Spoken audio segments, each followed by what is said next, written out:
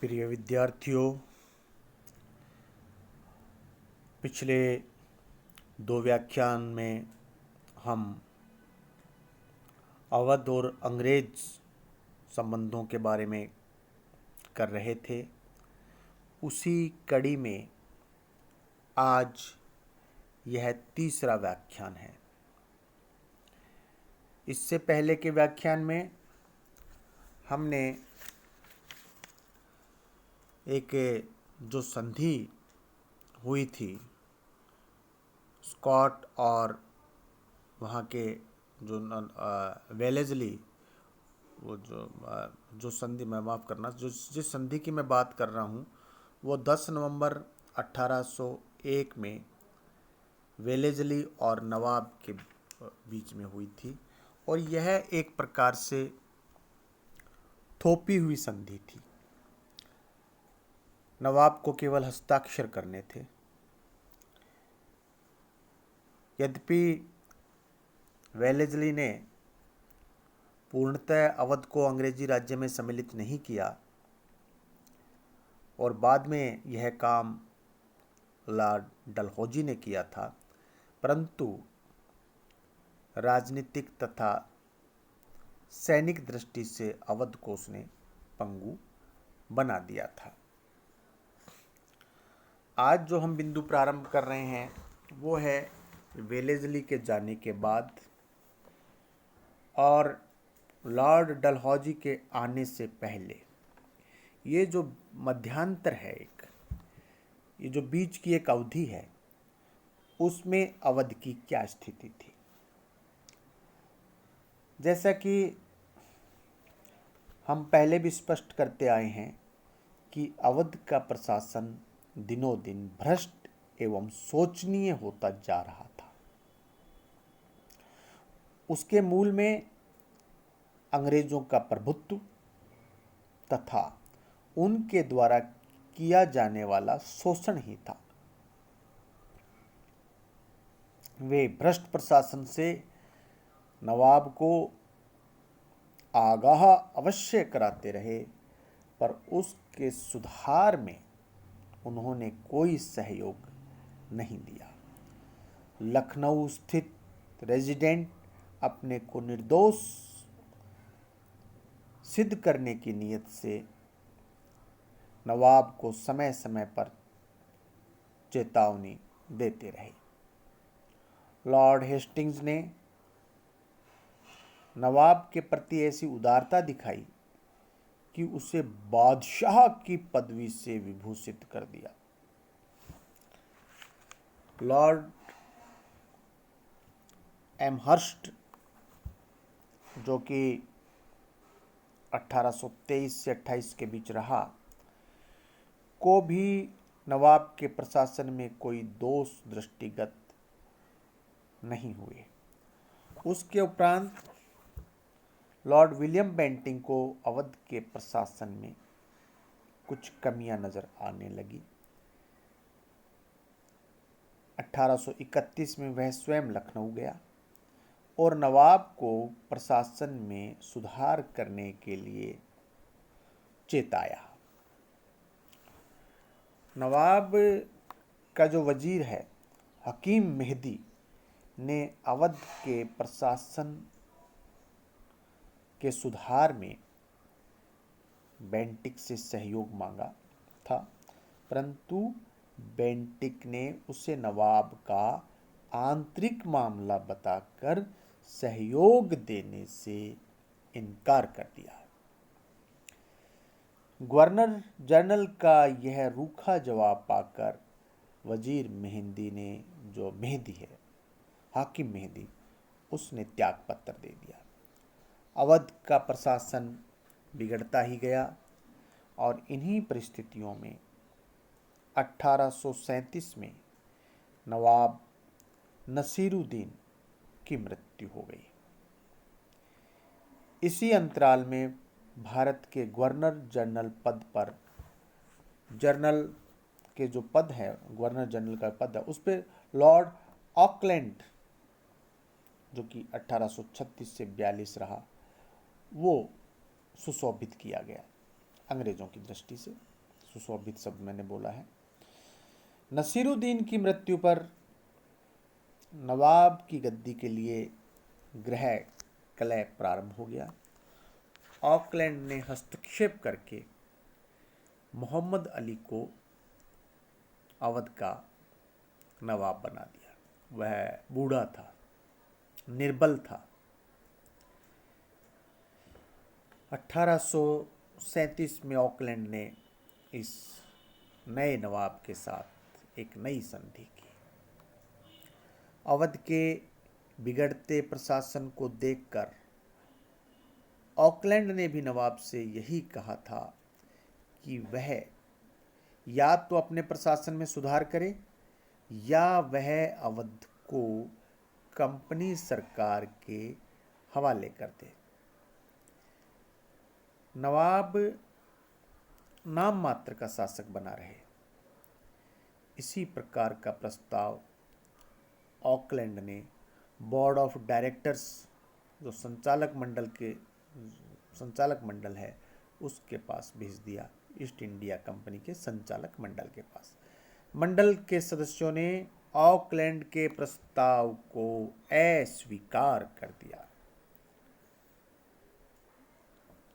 क्या कर दिया? अस्वीकार कर दिया कि अवध का विलय नहीं करना है। अब हम अगला बिंदु, लॉर्ड डलहौजी का भारत आगमन, जो कि 1848 से 56 के बीच में वो यहाँ पर रहा।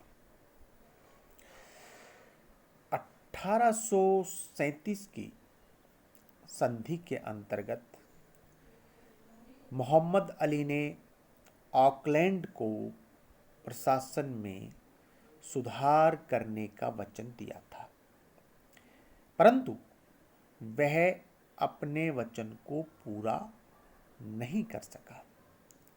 1847 में जब लॉर्ड हार्डिंग्स ने भी नवाब के प्रशासन में सुधार करने का आगाह किया, किसने? लॉर्ड हार्डिंग ने भी आगाह किया था, परंतु व्यर्थ रहा था, क्योंकि नवाबों में ना वो योग्यताएं थीं, ना वो लगन थी, ना वो कर्मठता थी, ना वो जीवटता थी। वो सिर्फ कठपुतली शासक थे। 1848 में लॉर्ड डलहौजी भारत में गवर्नर जनरल बनकर आता है। वह भी वेलेस्ली की भांति पक्का साम्राज्यवादी था। वह समस्त भारत को अपने यूं कहें कि अपनी सीमाओं में देखना चाहता था। उसके सामने भी अवध का मामला आया।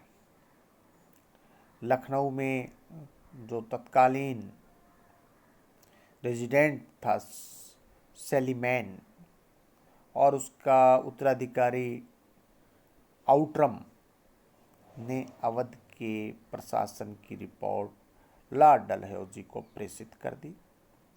उन दोनों का कहना था कि अवध की स्थिति पतन के पराकाष्ठा पर जा पहुंची है, इसमें तुरंत सुधार की आवश्यकता है। कुशासित अवध के भारत के मध्य में स्थित होने के कारण कंपनी सरकार के लिए यह बहुत महत्वपूर्ण था और कंपनी सरकार को इसकी यूँ कहीं चिंता भी थी और इसके प्रति कंपनी सरकार जो है बहुत सीरियस थी। अब है लॉर्ड डलहौजी की अवध के लिए जो प्रारंभिक नीति थी वो क्या थी। निसंदेह लॉर्ड डलहौजी साम्राज्यवादी था और वह किसी न किसी बहाने भारत के राज्यों व देसी रियासतों को अंग्रेजी साम्राज्य में मिलाना चाहता था। शोचनीय प्रशासन व चरम सीमा पर पहुंचे भ्रष्टाचार के आधार पर वहां के रेजिडेंट ने डलहौजी को अवध को भी अंग्रेजी राज्य में मिलाने की सलाह दी।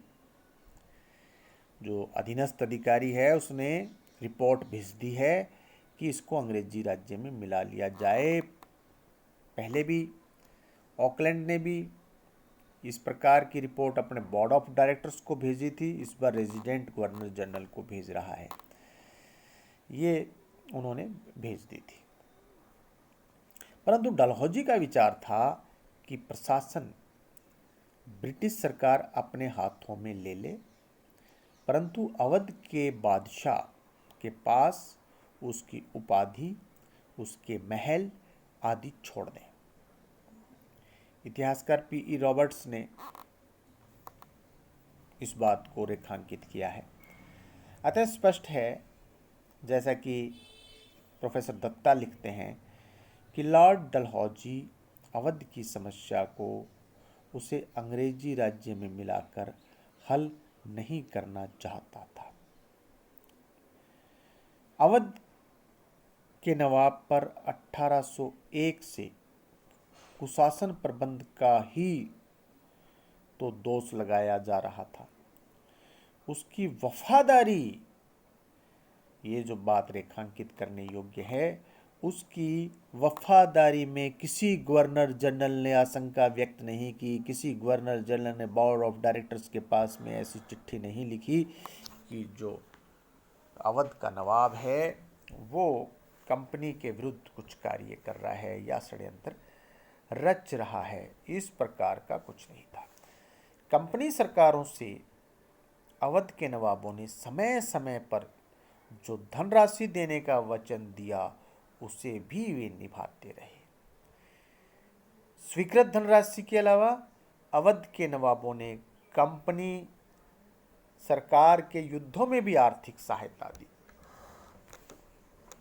अतः डलहौजी नवाब के पद की समाप्ति के पक्ष में नहीं था। वह केवल उसके कुप्रशासन को कंपनी सरकार के हाथों में लेना चाहता था। अब हम बात करें बोर्ड ऑफ डायरेक्टर्स की, कि संचालक मंडल है वो अवध के प्रति क्या सोचता है, उसकी क्या नीति है। वॉरेन हेस्टिंग्स के समय से लेकर लॉर्ड हार्डिंग्स के काल तक कंपनी के संचालकों ने कभी भी अवध को कंपनी के प्रभुत्व में लाने की सलाह नहीं दी। ऑकलैंड द्वारा 1837 में की गई संधि को भी संचालक मंडल ने इसी कारण स्वीकार नहीं किया था।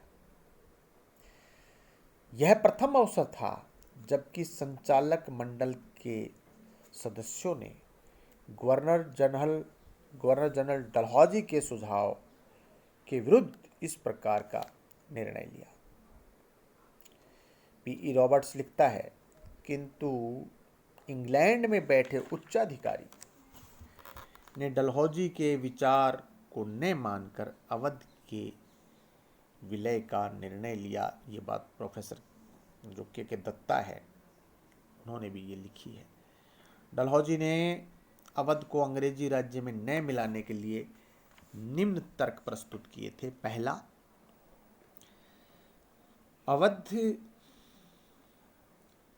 के नवाब 1801 की संधि के उपरांत अंग्रेजों के प्रति निष्ठावान रहे हैं, बहुत स्पष्ट बात।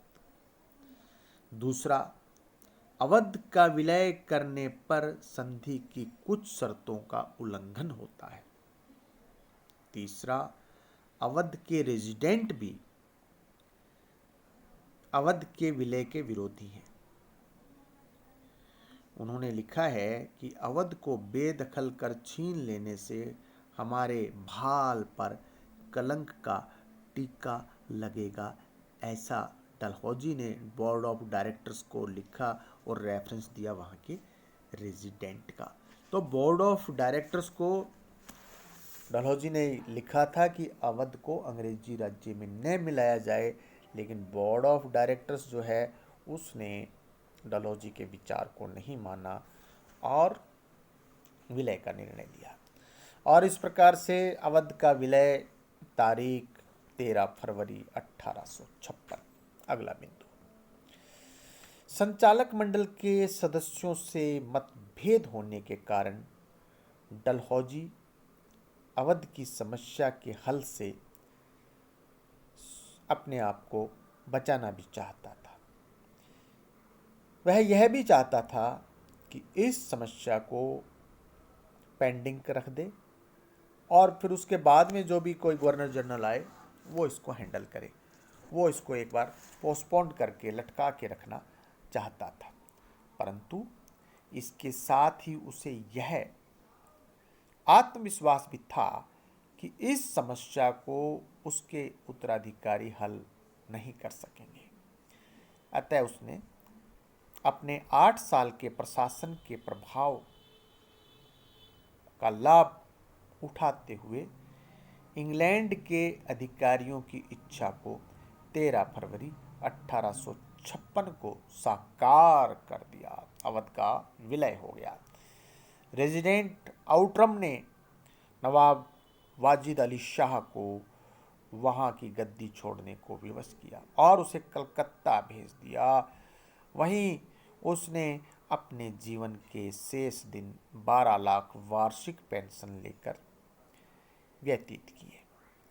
पेंशन लेने से भी उसने इनकार कर दिया था और कहा था कि अंग्रेज़ों ने जब उससे उसका सम्मान और वतन छीन लिया है तो वह अपने जीवन की सुरक्षा के लिए कुछ नहीं मांगेगा। अवध के विलय की घोषणा करते हुए लॉर्ड डलहौजी ने केवल इतना ही कहा कि सर्वोपरि सत्ता की हैसियत से कंपनी अवध में व्याप्त कुशासन को एक मूक दर्शक की भांति सहन नहीं कर सकती। ये डलहौजी का स्टेटमेंट था। नवाब को गद्दी से हटाते समय डलहौजी ने आउटरम के माध्यम से यह अवश्य लिखवाने का प्रयास किया था कि वह स्वेच्छा से गद्दी छोड़ रहा है। नवाब अपनी जो गद्दी है नवाब वाजिद अली शाह स्वेच्छा से छोड़ रहा है।